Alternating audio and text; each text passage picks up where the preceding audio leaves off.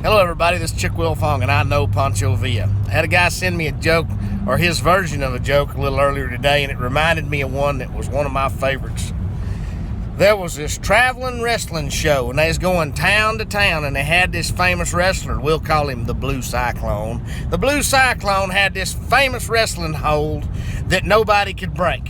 And they'd go town to town. Radio stations would play the spot advertising for the wrestling match, and they'd say, if you can break the Blue Cyclone's famous hold, if you draw in and win the contest on the radio, and you break the hold, we'll pay you $1,000. Well, just so happened they's coming to this little town in West Texas, and this old boy was just an old country feller, and sure as hell they draw his name, and he wins the drawing for the big contest to wrestle the Blue Cyclone.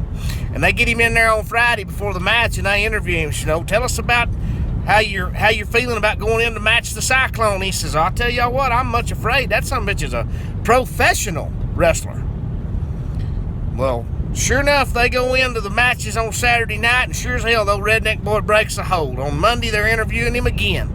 And they says, well, sir, you won. You broke the Blue Cyclone's famous hold. Says, here's your $1,000, but tell us, how'd you break the hold? He said, well, it weren't easy. Said, Sunbuck had me down and said he had my legs wrapped way up here behind my head, and said, shit, said he had my arms wrapped behind them, and I was in that famous hold, and I was really starting to get in a bind, and I looked up, and there was this pair of nuts hanging right down in front of me. I just reached out and bit them. They said, that's what you did? You bit the Blue Cyclone in the nuts and he turned you loose?